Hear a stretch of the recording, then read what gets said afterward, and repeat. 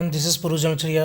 आप देख रहे हैं एनसीईआरटी बाय पुरु। आज हम बात करेंगे comparison of coordinate and non coordinates के बारे में। ठीक है, एक टेबल दे रखी है क्लास 11 के चैप्टर 4 में। ठीक है, उस टेबल को अपन डिस्कस करेंगे कि कोऑर्डिनेट्स और नॉन कोऑर्डिनेट्स में क्या है, मेन अंतर क्या होता है, मेन डिफरेंस क्या होता है। ठीक है, तो पहला देखते हैं कि कोऑर्डिनेट्स में जो होती है वो नॉट अ कॉर्ड प्रेजेंट होती है। ठीक है, नॉट अ कॉर्ड जो होती है वो कोऑर्डिनेट्स में प्रेजेंट होती है।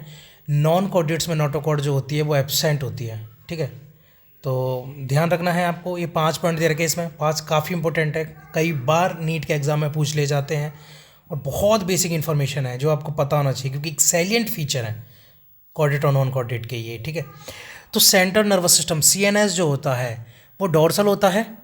ठीक है, डोर्सल मतलब पृष्ठ की तरफ, पीठ की तरफ। ठीक है, आपको याद रखना है डोर्सल और वेंट्रल में अंतर क्या होता है। ठीक है, ये जैसे कि ऐसे हो गया, ये तो नीचे वाला जो हिस्सा हो गया वो वेंट्रल हो गया, ऊपर वाला जो हिस्सा हो गया वो डोर्सल हो गया।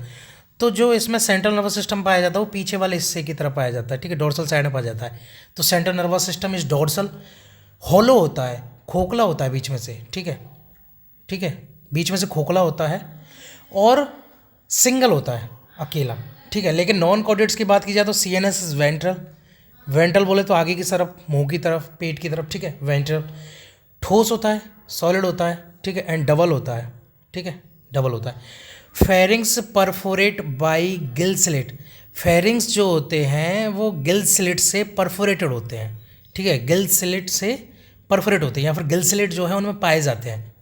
ठीक है, गिल स्लिट जो होते हैं इनमें एब्सेंट होते हैं नॉन कोऑर्डिनेट में।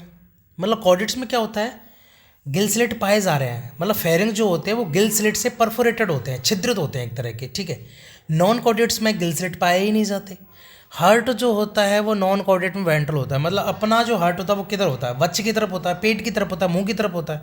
ह्यूमंस की अगर बात की जाए तो हार्ट किधर होता है, आगे की साइड में। ठीक है, आप महसूस करोगे इसके पल्स रेट वगैरह को, तो आप आगे अपनी वेस्ट पे हाथ रख के जो है, मतलब चेस्ट पे हाथ रख के जो है पता कर सकते हो। ठीक है, अपने बच्चे पे हाथ रख के। लेकिन अगर नॉन कोऑर्डिनेट्स की बात की जाए तो इनका हार्ट जो होता है वो पीछे की तरफ होता है, अगर होता है तो, या तो होता ही नहीं है हार्ट।